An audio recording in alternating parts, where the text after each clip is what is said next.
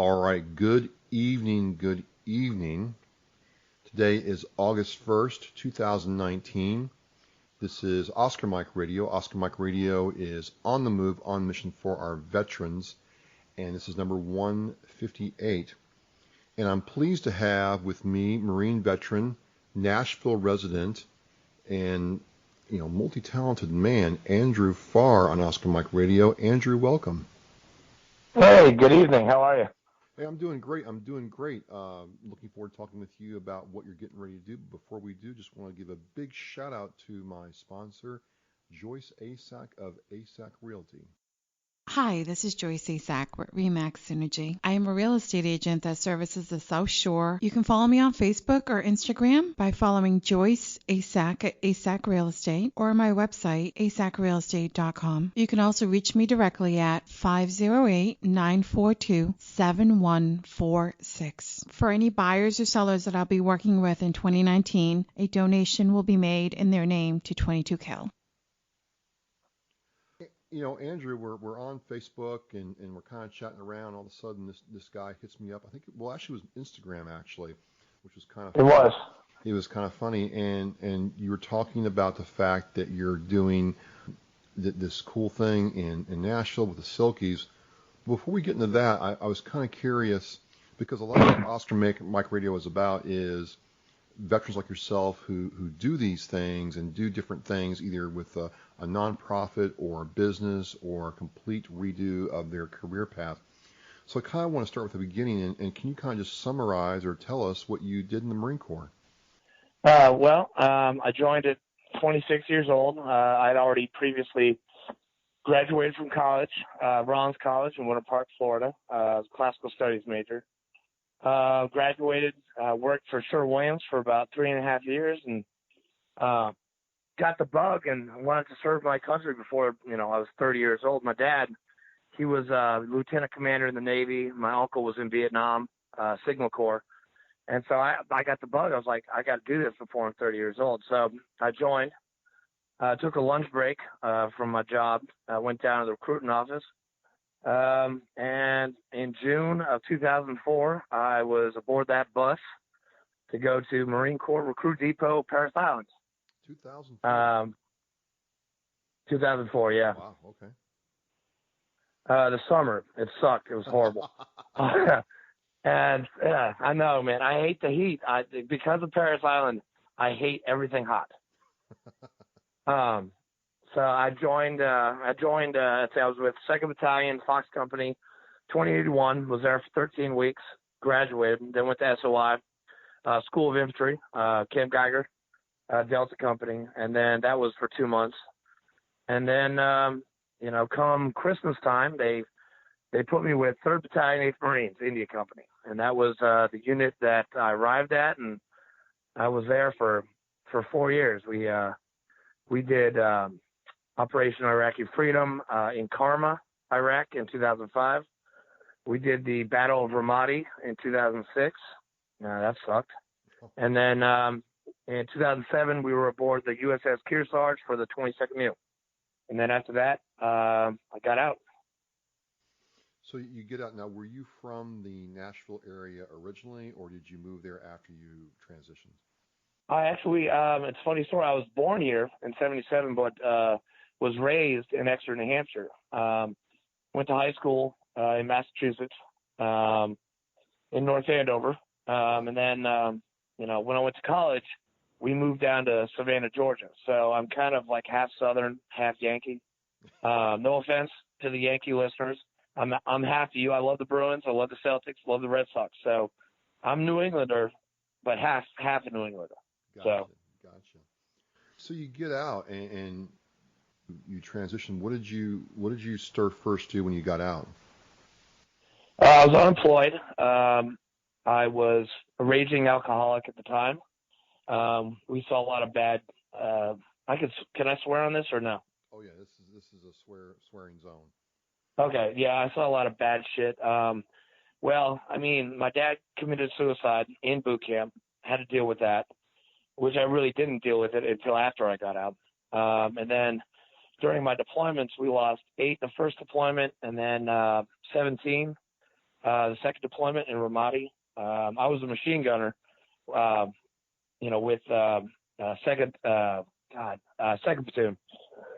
And so, it kind of messed with my head. I was unemployed for the first 3 or 4 months after I got out. Raging alcoholic. I've been drinking since I was 8 years old, but it really, really took a hold like college and Marine Corps, and my drinking became unhealthy. And I'll be a year sober tomorrow. So That's great, man. That's great. It's been a long road. I've gone through AA, this is my 5th time going through AA. So being an alcoholic, man, sucks. Okay. 'Cause we crave alcohol all the time. And it's tough, especially when you lose a lot of your buddies and they're buried in Arlington, Virginia. And, your dad dies, your brother dies, you have a son in between deployments and he dies. It's a lot to deal with for a 26-year-old, which, some people deal with it in their way. I didn't have the coping skills. I didn't have the support. So I went off the handle, and I was a mess. I almost lost my family. I almost died. I actually tried to kill myself in 2009. Was Baker acted in Statesboro, Georgia for 3 days. So yeah, it was a rough ride getting out. When did it start to turn around for you? Was it the AA support, or just being able to really say to yourself, I've hit rock bottom and I want to come back out? What was it for you? It was a rock bottom. I've had a couple rock bottoms, and I guess that first one wasn't as rock bottom as the one I just had. Because I was 2.5 years sober, after getting out of the Corps and working a little bit, and I was a chef for 10 years, and I came back here to Tennessee, and I'd been sober 2.5 years. Well, I didn't call my sponsor one morning, and I should have called my sponsor, because at the end of the day, I had a 0.234 blood alcohol content, DUI. I actually passed out in the officer's car. I got out of my car and I told him, I was like, hey, I don't need a sobriety check, just take me to jail. And then I passed out in his back seat and woke up in jail. And then, the next morning, my wife, who I just married a year ago, great woman, she picked me up from jail. And when you have to see your wife's face pick you up from jail, it definitely leaves an imprint on you, and makes you think about your behavior and the consequences from that behavior. So your wife sticks by you, you hit bottom, and you start coming out, and it seems like, talking to you before we are doing this now, that you've gotten on this good path, this sober path, and part of that has to do with the fact that you're helping putting on the Irreverent Warriors Silikes Hike in Nashville. And has that helped you at all? Oh yeah. It helped. Yeah. It's very time consuming being a coordinator. I'll tell you that. I give a lot of props to the other, 79 coordinators that we have in the IW community. But Cindy, the president, she gave me the good to go in January, and I have all my time, most of my time, actually 92% of my time is allotted to the Irreverent Warriors and getting the hike ready. And I mean, basically, I feel like a damn first sergeant or a sergeant major, getting ready for one of those company hikes. Like, you got to have EMTs. Like logistically, it's a freaking nightmare. You got to do safety vehicles, EMTs. You got to get permits for where you're going to be at. I mean, I've learned a lot along the way, but I'm really glad I'm involved with this 501(c) because they bring veterans together using humor and camaraderie, and once you do a couple hikes, you're part of that family. And we used to be part of a tribe, Marine Corps or any branch of service. And when we get out, you're not part of a tribe anymore. But IW is a tribe. IW saved me. They make me want to be better. They made me be better, that I've gotten into graduate school for addiction counseling. I want to work for the mental health team that IW is going to be starting very soon. I want to be a peer certified resource specialist and help our fellow vets that are struggling with alcohol addiction, drug addiction, and to be a voice that they can talk to, be a shoulder that they can lean on. One of the things, Andrew, that I pick up from veterans like myself and other people I talk to is what you touched on earlier. It's that lack of esprit de corps they feel outside the military that they lose.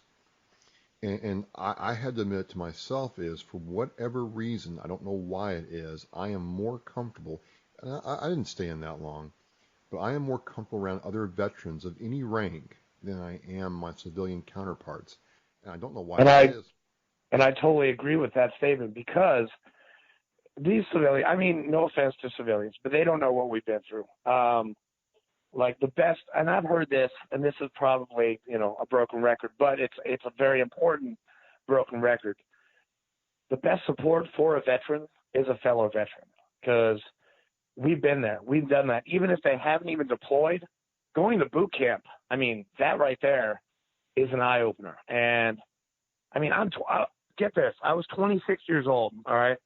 And we're at the moment of truth. Remember that, Travis, back in the day? Yes.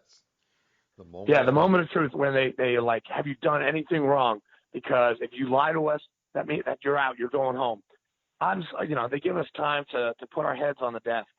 And I'm putting my head on the desk, and I was like, what the fuck did I just do? And you know what? I'm glad I did it, because I turned out to be a pretty good Marine.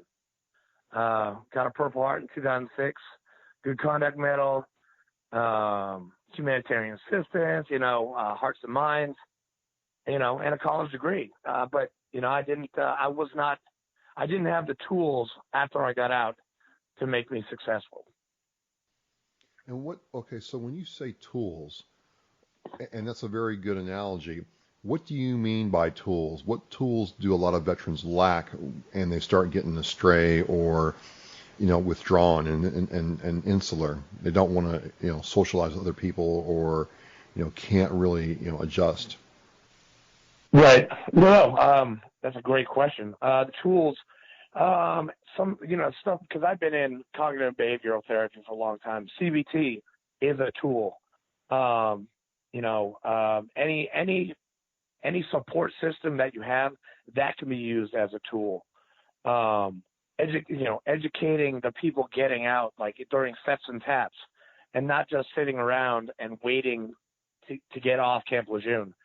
Actually teaching them how to, write a resume, or, how to speak in front of 200 people, which when I was drunk or drinking, that was really good. That's actually one of my fears is public speaking. And I've learned through trial and error that, I can get it done, but I hate doing it. Like, in cognitive behavioral therapy, we're doing some of this stuff where, you have to, find your assets, find your liabilities of, what makes you you.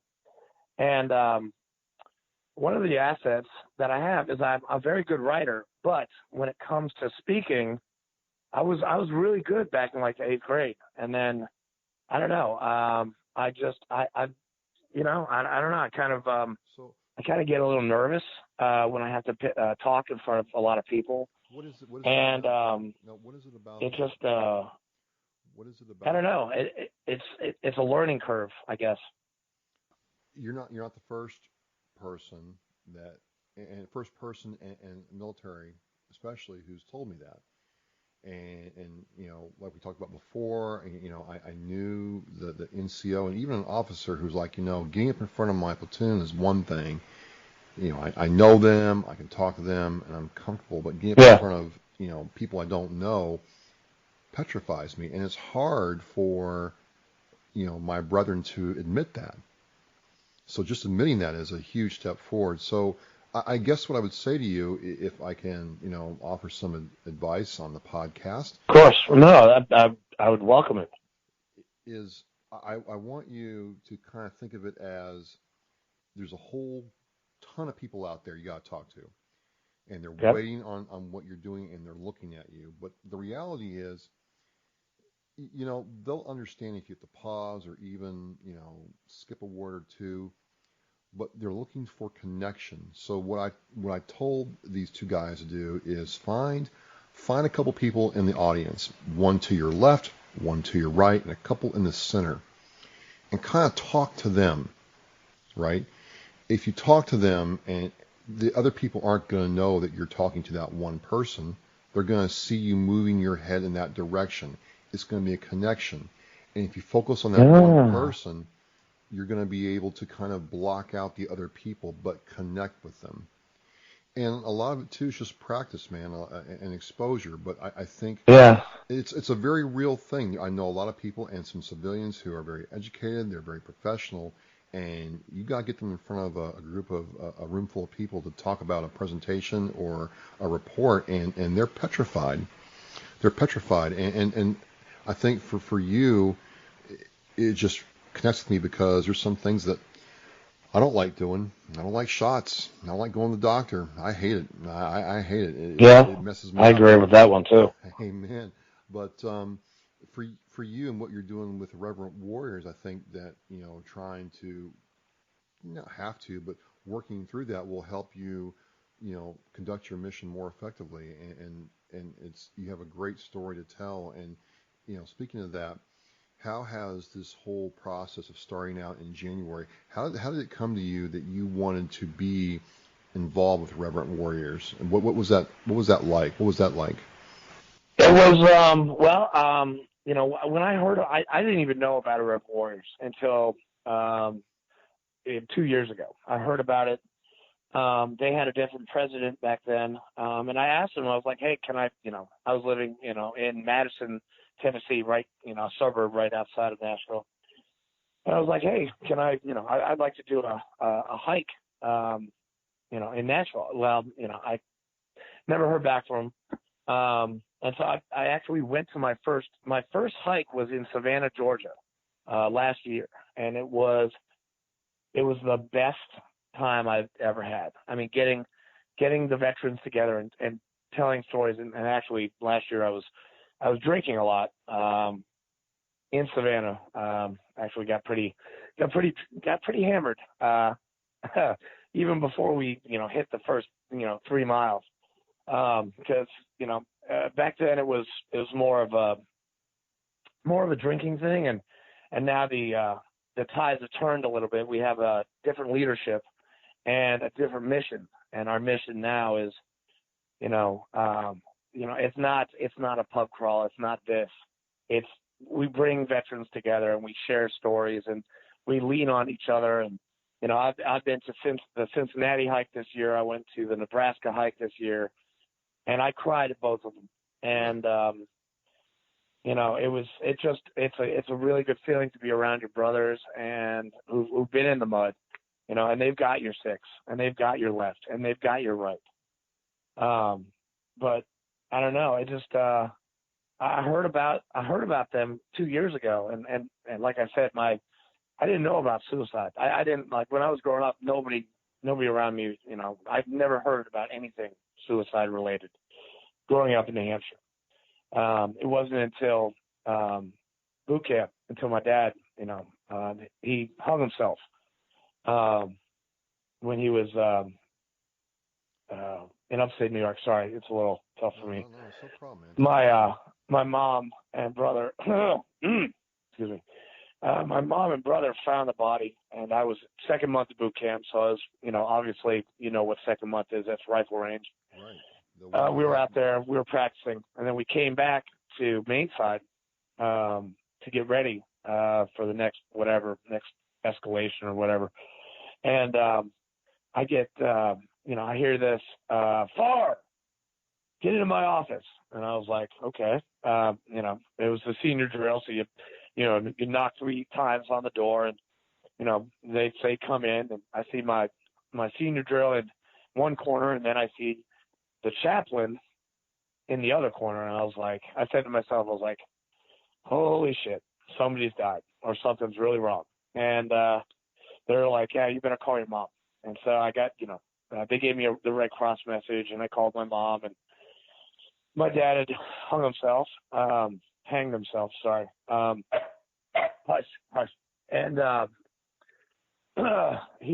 went up to, I got leave for a weekend to go and bury my father up in Saratoga Springs, New York, and then came back to boot camp, finished boot camp, and then I rolled on like nothing had just happened, because in the Marine Corps it's mission first, and then everything else comes after that. But we were so mission heavy in the 2nd MEF. We were the most deployed unit in the 2nd MEF. We had just come back from Haiti. Then we went to Iraq, then 5 months. Then we went to Iraq again, then 10 months. Then we went on a MEU.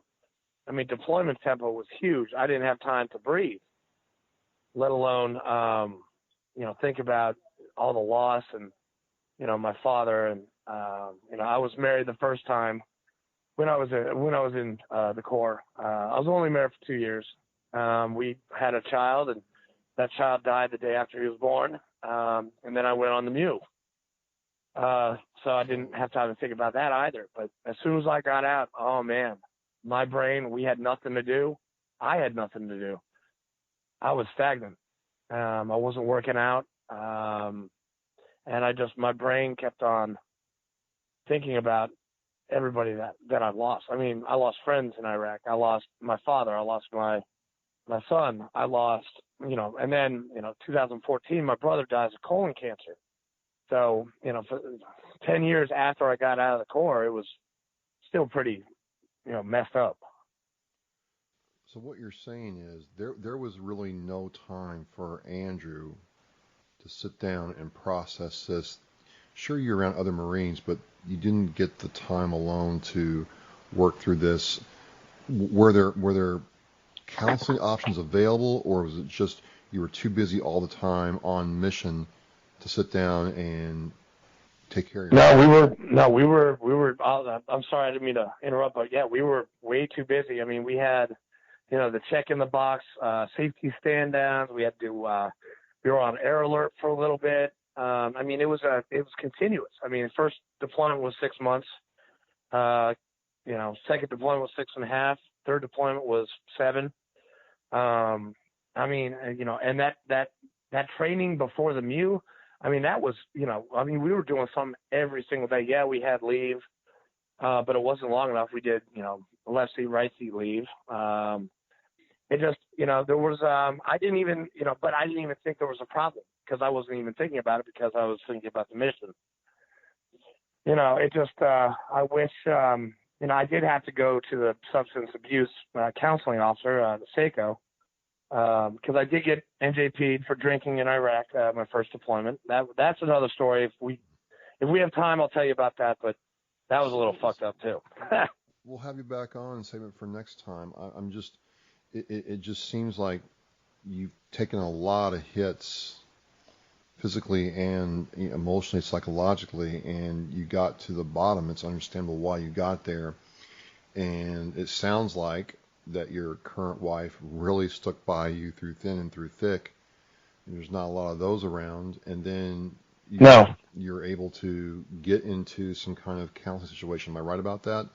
That's what you're saying. Yeah, actually getting, sorry to interrupt, Travis, but getting that DUI 11 months ago was the best thing that ever happened to me. I'm in Veterans Treatment Court. It's an 18-month program. And from what I've been told, 18 months is the appropriate time for a body to get rid of the old ways and make room for the new habits. It takes 18 months for the brain, and I think you can find that in the DSM or any of the counselors that you talk to. 18 months is now, I think, the standard for treatment of any kind of addiction. Because 6 months, yeah, that's great. That's a good start. But 18 months, after 6 months, you start making habits, but you have to keep on doing it until those old habits, you have the tools, like we talked about before, you have the tools to battle those old habits, because, when it comes to drugs and alcohol, that is it's like a little demon on your back, and he's pumping iron. He's getting ready to come out, and he wants the craving, and he's working out, and he's getting ready for it. But you've got to take your tools and try and subside that demon, that addiction that is behind you. Find new people, places, and things. Hang out at different places. Don't get new friends that won't enable you to drink or to use or whatever. Well, let me ask you this. Sorry, I'm sounding like I sound like my damn counselor right now. Well, I think it's a message that people need to hear. I talk to a lot of people, outside of the podcast and other things that I do, who are struggling with this and won't make the change. And this next question is kind of maybe going to help me get some perspective. I'm told now that addiction is disease, and I'll tell you honestly, Andrew, I don't believe that. I believe, and what I'm saying is, why I'm asking this is, if you think I'm wrong or misinformed, correct me. But my reasoning for not believing it's disease is that person made the choice to take that drug or take that drink the first time, and they kept making the choice to go back to it. Now, I understand there's a certain point where the body says, hey, I need that all the time, and their mind tells them they need it, but it's not like I can go down to the bus stop and catch alcoholism on the bus stop waiting for the bus. No. See, no, I totally agree with what you're saying right now. Alcoholism, and that's my drug of choice was alcohol. So, in the big book, in the AA big book, they say that alcoholism is a disease. Okay. Well, I mean, there has been some cases where, people are genetically predisposed to alcoholism. Okay. But some of them don't turn out to be alcoholics, because you're right. There's that choice to be made. Am I going to drink or am I not? But alcohol, and I learned that this year, and this actually is really smart. And my social worker, I really like what he said. But an alcoholic is made. Now, I don't know if this can be used for drug addiction too, but an alcoholic is made through quantity and frequency of use. Okay. And now making that choice to do that is on the person. Some people are more predisposed for alcoholism, but they still have that choice. Some people that I know, their dad was drunk. My father, I don't know if he used a lot or not. I was too busy playing hockey and rowing and stuff like that to even consider that. But some people, they choose to go down that path. They have that choice. Some people do not. I took that choice, but I used a lot. I mean, my first drink was at 8 years old, up in Tennessee, and then I drank in high school. I drank in college a lot. I mean, that's why I took 5 years to graduate college. I was in a fraternity, and that's all all I wanted to do was party. And then even when I was working at Sherwin-Williams after college, I partied in Naples, Florida. I mean, you have to party in Naples. I mean, you go down Park Ave and Third. I mean, it's nothing but bars. It was a paradise. And I was single and making like $35,000 a year. It was great, but it was really bad because I drank a lot and I did a lot of bad things in Naples. And then I sobered I was sober for like 13 weeks during boot camp. Drank during SOI. Got NJP for drinking in Iraq, but still got a good cookie, a good conduct medal after the Marine Corps, or during the Marine Corps, because I got in trouble the first year, and my third year, the next 3 years I was good, so I got my good cookie. But and then after that, I just, everything caught up, and I decided to drink more and more and more, and that became a habit for me. And when it becomes a habit, that's when you become an alcoholic. When you crave it, when you wake up first thing in the morning and say, I want a Bloody Mary, I want pure grain alcohol. I'm going to take a couple shots just because I need to make a speech today. I've got to have a little liquid courage. But you are totally right. AA says it's a disease, but I'm thinking more along the lines that it's a choice that somebody's got to make if they want to go down that path or they don't want to go down that path. So let's talk about paths in a different way. You're doing this hike. When is your Silkies hike in Nashville? Silkies hike is August 10th. It is in 11 days. It is not next Saturday, but the Saturday after next. And you've gone down this path. You got involved. You found out about 2 years ago, and then in January you said, you know what, I'm going to do this thing. And throughout our discussion tonight and other communications we've had before the podcast, it really seems like this has helped you a whole lot more than you would have thought when you first started out on this. Oh, yes. The IW family, the IW echelon, upper echelon, obviously, it was founded by Donnie O'Malley, Vet TV. And then they've got a board. But then below that, they've got Cindy, the president, and all the national hike coordinators. If you have a problem, all you have to do is call. And that right there in itself is called support. Yeah. Just like my AA sponsor, just like my vet court mentor, just like my wife, just like any of my good friends, that I have or that I can call friends or anything like that. It's just, like today, I had a problem. The hike is going to start and stop at the Tennessee War Memorial in downtown Nashville. I did not know that they needed a permit for us veterans, 150 of us, to be there to register, to give speeches, to get a prayer, Pledge of Allegiance, national anthem, and food. I didn't know there. I thought it was going to be a freebie. No, Metro Council, when I met with them 3 months ago, they said nothing about it. Well, thank goodness I went in yesterday and I called them and I'm like, yeah, can I get, 150 people in the plaza, not in the building itself, but, right outside. And they're like, yeah, you could do that, but you just need a permit. I was like, what? And so, oh my God. Basically now, I had to call Cindy, the president. I'm like, hey, Cindy, we need to put the Tennessee War Memorial on our certificate of liability endorsement, or they're not going to be able to do this. Well, I called her up. She took care of it. It was one phone call, but you know what? I didn't know what I was doing. Now I know for next year. Now I know what to do, and in a lot less time than it did now. So you're already planning this for 2020? Oh yeah, I'm already thinking about ideas for next year. This I don't know.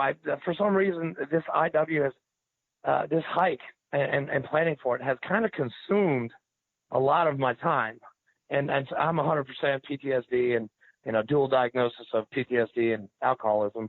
The VA takes very good care of me. I am kind of all over the place. I'm sorry about that. It's just, I see a squirrel and I'm like, oh shit. But,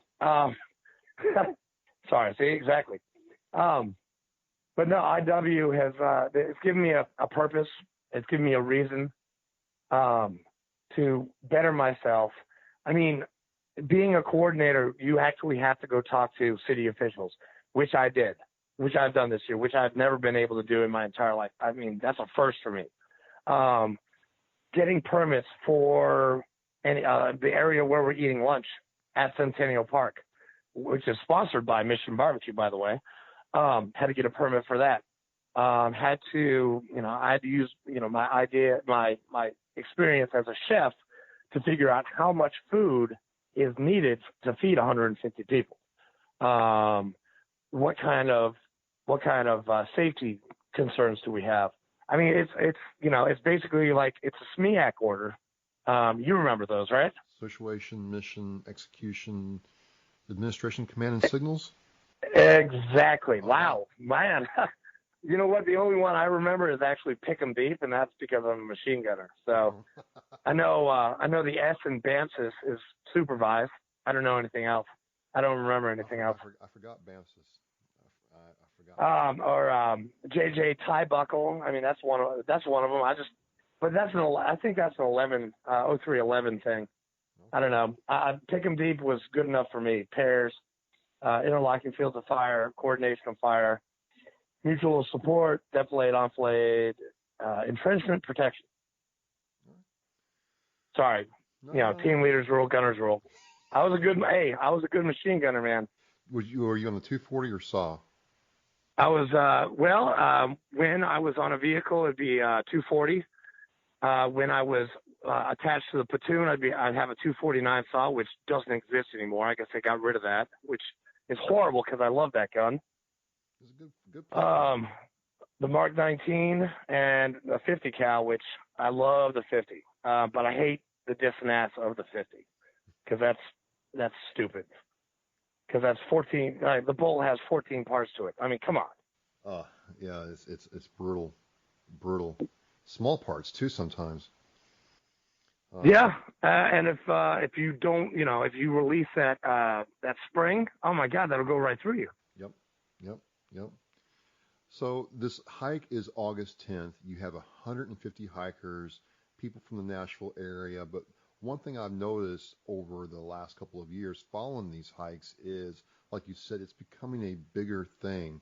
Civilians know about it. Other vets talk about it. It's a big time, and people can dress up, act crazy, act stupid, or get real serious. Some people are really serious about why they hike. Some people are just trying to find like-minded souls to be around. Well, exactly. I mean, and that's what us veterans do. I mean, irreverent is basically it means disrespectful, and basically, we laugh at stuff that normal people would find offensive. We think it's hilarious. True. And that's the whole thing about Irreverent Warriors and bringing veterans together with camaraderie and humor, is that civilians don't really get our humor. I mean, they either think it's stupid or it's not PC or anything like that. And, and that's, I mean, my wife gets it because she's a daughter of a 38-year Air Force veteran. But a lot of people, like my mother, she doesn't get any of the jokes that I laugh at. She's like, oh, my God, you should not be laughing at that. I'm like, Mom, I'm sorry. I'm not that little boy that, you had, at 12 and 13, when I was cute back then. That little guy, he's gone. He probably is not going to come back. But in some ways, leaving that little boy behind, leaving your past behind, you're saying you're using a whole lot of your time doing the Irreverent Warriors hike setup, but don't you find that devoting that time to this has allowed you to leave some of the, less positive aspects of your life behind and embrace this new future? I mean, is that what? Yes. That's what I'm hearing. Yes, it has. And it's Oh, I'm sorry. No, go ahead. No, go ahead. Go ahead. It's fine. No, I mean, because I've got a lot of hats. I'm adjutant for my VFW. I'm senior vice commandant for my Marine Corps League. I'm sergeant at arms for the whole state of Tennessee for the Tennessee Department Marine Corps League, and IW coordinator. And and helping out vets it makes sense to me, and I get to give back, and I get to share stories, and I get to make peace with myself about all the horrible stuff that's happened with me, and I have to give credit to my sponsor for actually sitting down with me and actually taking the time to finish the 12 steps of AA. And step 4 is to make a moral inventory of yourself. And he said, be thorough, be very thorough. And you have to be. And I wasn't thorough the last couple times, and it kind of dawned on me after I did this last time, is that I put all my resentments and angers and jealousies out on a piece of paper and then I prayed them away in step 5. And I don't know, it's just all this stuff, this combination of all this support has helped me dramatically. I mean, I'm so much, like, I don't know why I'm better now than I was with when I was with the VA for 10 years. I'm still with the VA, but I take this counseling, this Veterans Treatment Court, I take all this a whole hell of a lot better than I ever did with the VA. No offense to the VA, of course. Well, they try. Well, I got to tell you, I'm a member of my local Marine Corps League, and hoorah! I'm one of the youngest guys there, but I tell you what, those dudes are pretty cool. And yeah, me too. They just kind of welcome me, and even when we'll do a ceremony, sometimes I'll mess up and I'll catch almighty hell for it, but it's all good, and it's good-natured ribbing, and I feel at home. I feel like I'm back with family, and I wasn't, for some of them, I wasn't even alive when they were serving, but it doesn't matter. It spans generations, and it's just very cool, Andrew, to hear that you found this way to thrive and move forward, even though life has been what it has been for you, and you made choices that you probably didn't want to make or shouldn't have made, but you've been able to own those and move on. And it's just refreshing to hear, instead of that usual I'm defeated, no one likes me, I'm not gonna try, I'm gonna quit, and that's hard to work with for me. Travis, I used to use that. I used to think that a lot. I actually used to use my PTSD and the problems that I have. I used to use it as a crutch, and it didn't really get me that far. It maybe helped out a little bit, but then after a while, it got boring and monotonous for other people to hear that. And I didn't really realize that until this Veterans Treatment Court, which I don't know if Boston has a Veterans Treatment Court up there. Basically, it's for veterans that have drug addictions or alcoholism. They have DUIs. They have small charges. Nothing aggravated assault, no domestic violence. That'll keep you out of the program. But the DUIs, I don't know. I don't know. It'd be really interesting to know if Boston or Bill Ricca or any of the towns up there have a Veterans Treatment Court. I think there's something like that, or I think they do, and it's for that reason. It's for veterans with minor offenses who may or may not be service disconnected, and they take that into consideration. And as long as you come to the court and follow the court's direction and guidelines and accountability, they're going to get you back on your feet. But you've got to do the work. And that is totally true. It's funny. I've got court tomorrow. I'm in phase. There's 5 phases to mine, and it spans 18 months. Phase 5 is when they basically let you off the choker and see what you do, and with all these tools that you've received, is he going to go back out and drink? What is he going to do? And it used to be called the aftercare. It used to be 4 months and then aftercare for 6 months. Now it's just phase 1, phase 2, phase 3, phase 4, which I'm in, and I'll be in phase 5 September 18th, where I don't have to, because you have to call in every single morning to listen to your phase for a drug screen. You have to see the judge, depending on what phase you're in. You have to see the judge. If you're in phase 1, you got to see him every week. Phase 2, every 2 weeks, and so on. And I see my judge, and my judge is a 22-year Army veteran. He loves us. We've got 25 vets in our program, and they range from, they're all branches, mostly Army, 2 Marines, but the rest, National Guard. They're great people, and they're great people with addictions. I love them all, and we all are tied to each other. We're all on the group, like a group chat with our texting and whatever, our phones and stuff like that. So if we're in trouble, we have like 25 people to call that can help us out. I think what I'm hearing is the kind of story I want to tell on the Oscar Mike Radio podcast or live cast, depending on how things go in here in the next couple of months. And that story is you had a veteran who was at one state in their life, and through whatever means they had, they reinvented themselves, they rebuilt themselves, they retooled themselves, and are now doing something bigger than themselves. And I'm just very curious, maybe after the hike and things calm down, if you'd come back on and we talk about how your experience was on hike day, because I think a lot of people miss I would that. definitely love to do that. Maybe we can come up to. Now you're in Boston, right? I'm in South Shore. Oh yeah, great. Oh okay. Well, actually, since I'm going to be up there in September, I would love to get ticket up with you. We'll make that happen. I'll tell you right now, we'll make that happen in that week, and we'll catch up face to face and definitely spend some time going over what you felt during that time. It's a big deal for you. I will. I would. I wish I could. Maybe we can get the coordinator for Boston to come with. His name is James Shore, and his hike in Boston is August 24th. By the way. Yeah. I know James. We talked before about a couple of things. I know he does the. Oh, good. Yep. So. We'll get that Marine. We'll get 3 Marines in the same room and make. Excuse me. Dude, that's gonna be a mess. That's gonna be a lot of swearing. 3 Marines in the same room. We can get some stuff done. We can.